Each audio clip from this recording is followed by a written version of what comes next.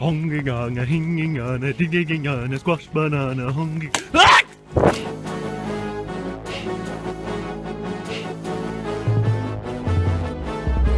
You look nervous.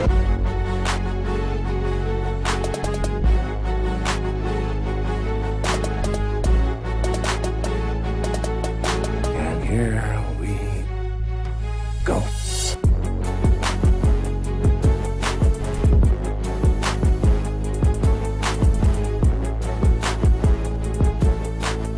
Thinking about it, I'm not quite sure if I was the one spotted. GW Panther got shot at, he starts moving, his camera rating drops, he gets spotted, he dies, or that he indeed got spotted by the Pershing and people just took their time aiming at him. I'm not quite sure. What I do know is that today's video is about marking tanks, not 3 marking tanks, not even putting real effort into showing that I marked tanks. We still have the marking mission video series for that, which kind of is on a hiatus, if that is the word right now. I still have some videos recorded, ready to be edited, but it's stressful. It's actually kind of stressful to constantly look at what tanks I have that I'm close to marking, then I have to figure out when I can record. I cannot play them just at random when I feel like playing those particular tanks. Same with the news. With the news, I have to constantly think, oh, I cannot play this tank, I cannot play that tank, I cannot play this tank, because I have to record videos on it. And if I'm honest, that is okay, not stressful is not the right word. It's just kind of demotivating, like that I am forced to play that tank at a particular moment when I just kind of want to go back to just playing casually.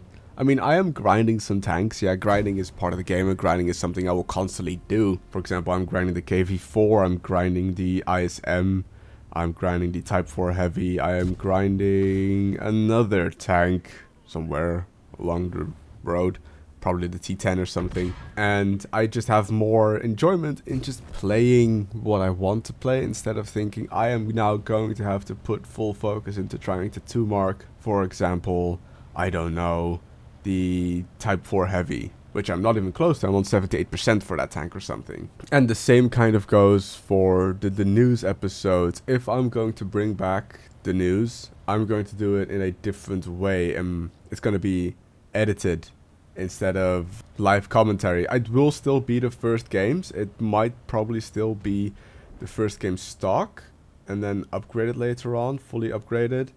But it's just going to be edited with post-game commentary instead of live as I'm recording it. I did that, by the way. I did.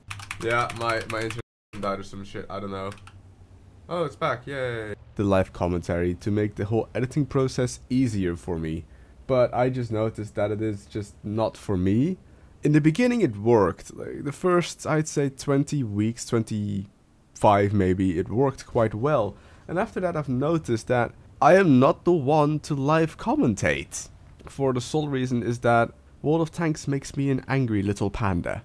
And if I'm an angry little panda, I will just complain, sigh, and sit here with, I don't know, a begrudging look on my face. And then I realize that I cannot do anything with the footage except for to re-record it and then do post-game commentary on it, while I have an entire video pretty much already made. Also, if you haven't noticed, I'm still sick. I've been sick for 3 weeks now. 4 almost, I'm thinking about it. I don't know what I have. Probably gonna end up dying next week or something. I don't know. So, anyway, this is the T20 Tier 7 American medium tank going up to the, eventually, M48A5 pattern. The T20 is kind of a different kind of medium tank. It's not the fastest. It's not the slowest. It's not the most heavily armored. It's not the most lightly armored.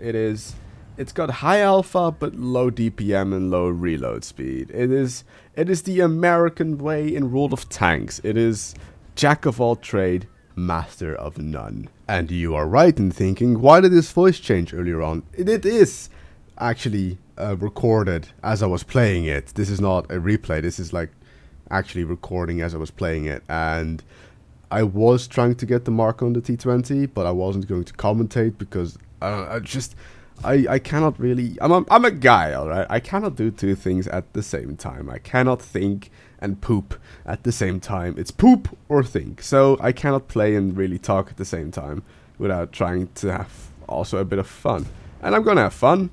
by losing a lot of health and ramming a tier 9 in the butt. But I mean, it worked out great for me. Not for the Centurion though.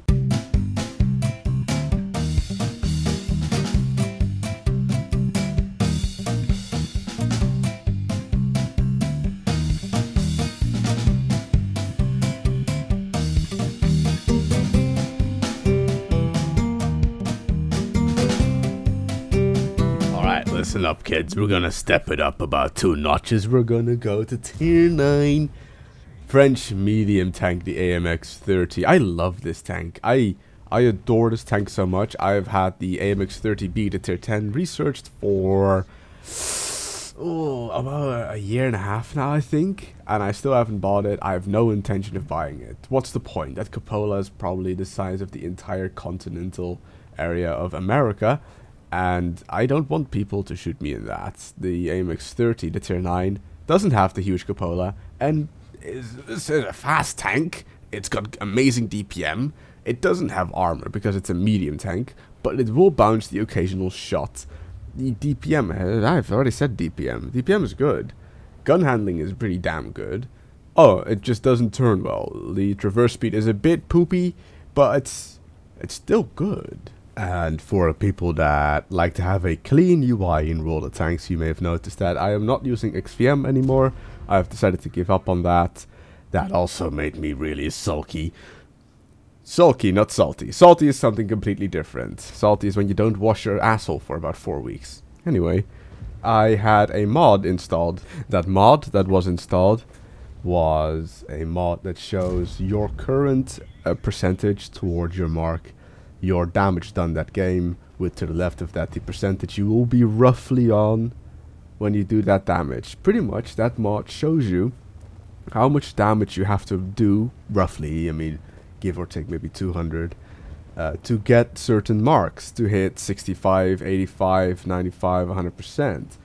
So with that, actually, my joy for getting marks has come back a bit.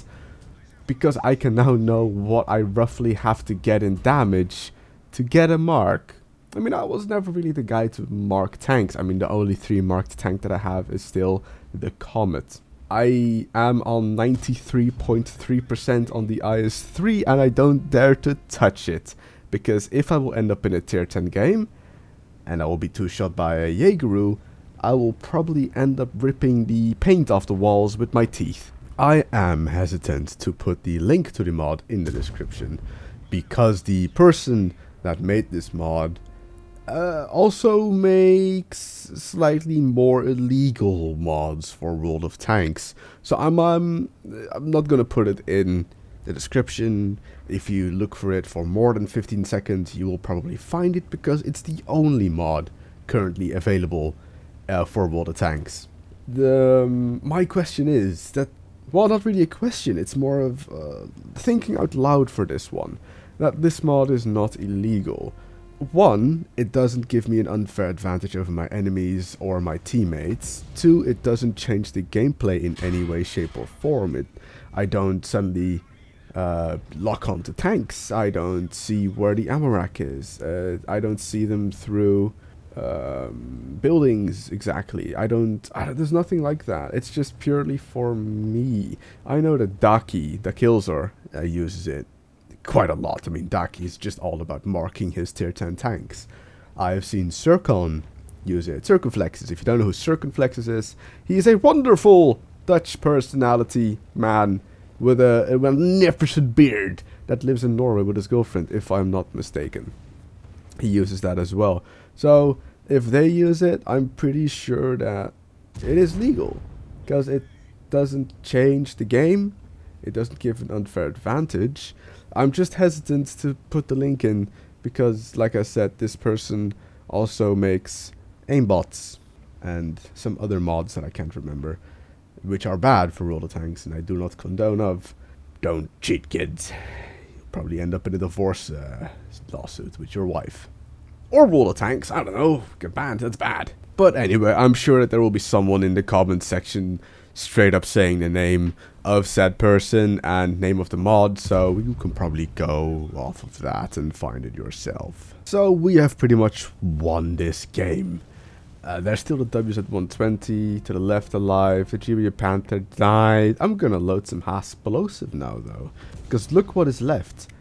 Lightly armored tank destroyer and Arata. However, I am a lightly armored medium tank. I mean, imagine if RT was to hit me. That would be bad. But I hit RT before that. There will be one more replay after this one of an even lighter, smaller, faster tank, which I've actually had trouble playing. I still haven't figured it out really. I'm getting there though. I'm getting there. It's gonna be a bad matchup, but I'll get there in the end one day. Maybe, probably not. Who knows? I'm still new to this World of Tanks thing.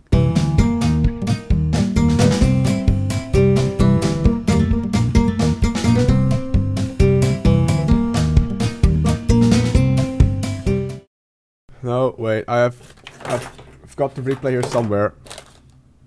Oh, 1 second. I've got it, okay? Here it is, got it. This is the T-100 light tank. Tier 10 Soviet variety. Someone that was really, really big and heavy. Think of Andre the Giant stood on a Object 140. And then the Russians were like, this is a fantastic tank. This works for us. So yeah, you have noticed that this video is about me marking some tanks. I mean, if I'm gonna bring back Mark and Mission, it's probably not going to be on the first mark on tanks. Only the tanks that are more difficult to mark for the first time. Think of the Object 268 version 4, where you have to average, I do believe, about 5,000 damage to just get the first mark. Just for the first mark. Average 5,000 combined. That is horrendously high. The reason it is so horrendously high is because Wargaming made the tank horrendously OP. And with horrendously OP, I mean holy crap knuckles Wargaming. You replaced the Object 263. I'm still angry about it. You replaced a perfectly novel working tank and replaced it with an overpowered, overbuffed piece of incredible garbage for the game. Just because it fits better. Why? It doesn't make sense. It doesn't fit at all. You made another issue in World of Tanks. You overbuffed the Object 268 version 4. You gave it 300 millimeters of lower plate armor. The superstructure has an effective armor thickness of somewhere by 280 to 310 millimeters, I do believe. The weak spot is the cupola, which is 250 millimeters thick and is a tiny target. For gaming! Fix your game, not add more issues. Okay? Fantastic. That's just, I had to get it out of my system. Okay, I'm sorry. I'm trying to actually track this 50B, but holy crap, is he persistent on showing his frontal armor to me. And I cannot track him. So, the AMX M445 tracks him. But he keeps on focusing towards me, and he will keep doing that. It's like, oh no, I'm gonna shoot the AMX. No, wait, I'm gonna keep our frontal armor to the T100. I'm gonna aim for him. Now, I know that he is almost reloaded now, so I drive off. I mean, I'm done. I mean, if you're really going to try and focus me when clearly AMX M454 can actually pen you, then sure, man. Sure, let the AMX M454 have fun. Which is another line, by the way, I don't quite understand. The French heavy tank lines. One day I might actually start playing that line. But I'm gonna start at the tier 7, and that's pain. And I don't want to do that. I think this 140 gave up.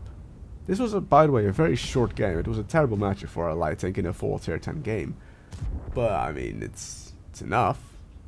It's enough to win, I guess.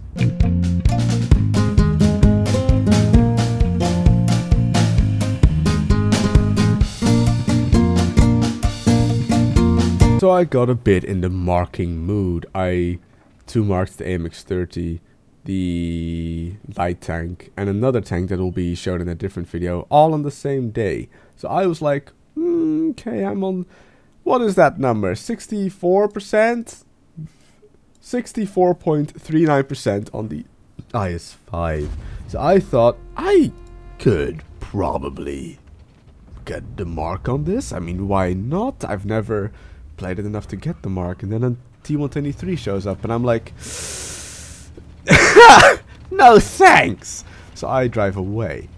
I needed to do, I do believe, around 2.1k damage. Or 1800. One of the two to get the first mark on this tank. It's a Clan Wars reward tank. There's not a lot of these tanks available. So I was like, you know what? I think I can do that. I think I can get a mark on the IS-5. Oh, or T95. Yeah, and the T95 happens. And you want to know what he pens me? That T95?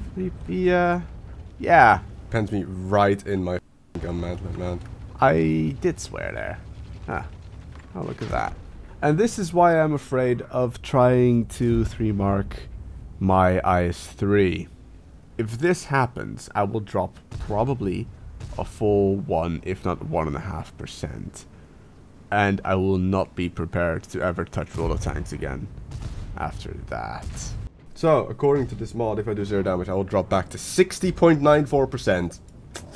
We'll see if that's true or not. Well, we're pretty much back to where we started, so I'm not going to do this. That was it. I'll be back Sunday, I think, with the other tank I marked, I guess.